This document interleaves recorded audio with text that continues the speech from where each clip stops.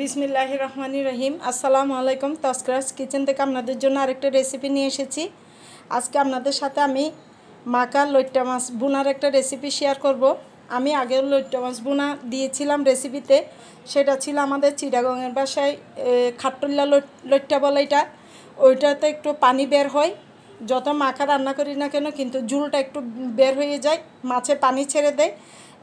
কিন্তু এই লইট্টা মাছটা কিন্তু মোটাটা, এটার মধ্যে কিন্তু পানি কম থাকে। রান্না করলেও এটাকে কিভাবে রান্না করা যায় একটু ভিন্নভাবে, সেটা আপনাদের সাথে শেয়ার করছি। একদম মাখা করে আমি শুকনা করে বোনা করব। এটার জন্য আমি কী কী উপকরণ নিচ্ছি সেটা আপনাদের সাথে শেয়ার করছি। প্রথমে নিচ্ছি 1 চামচ লবণ,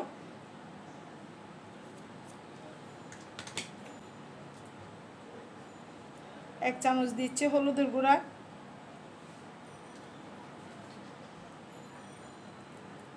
2 চামচ দিচ্ছি লাল মরিচের গুঁড়া। মাছটা একটু জাল জাল হবে, লাল লাল।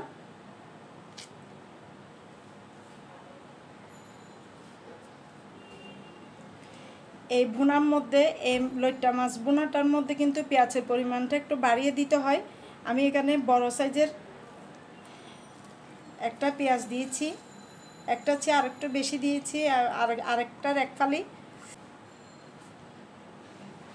হাতে আমি 2 চামচ পরিমাণ তেল দিয়ে দিচ্ছি।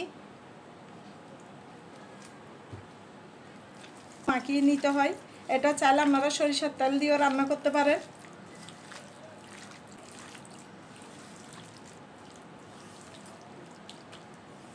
এটা আমার মাখানো হয়ে গেছে। সাথে 3টা কাঁচামরিচ দিয়ে দিচ্ছি গোটা। ফালে রান্না হয়ে যাবে, একদম পানি দেওয়া যাবে না।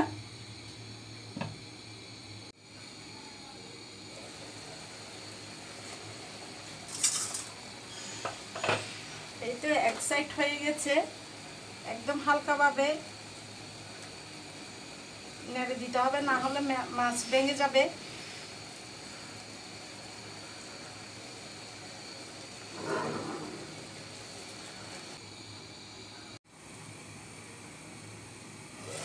এই তো এক হয়ে গেছে আমার লইট্টা মাছ। যা লইট্টা মাছ থেকে পানি বের হয়েছে ওইটা দিয়ে লইট্টা মাছটা রান্না হয়ে গেছে। ধনিয়া পাতা দিয়ে নামিয়ে নিচ্ছি।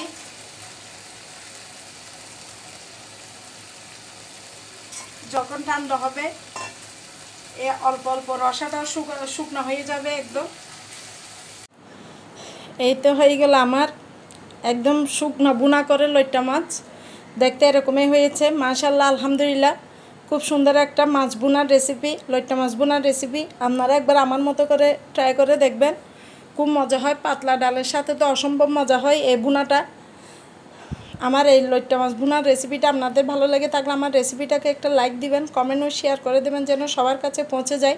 আপনাদের সবার সহযোগিতা কামনা করছি। আজ এই পর্যন্তই। আল্লাহ হাফেজ। আসসালামু আলাইকুম।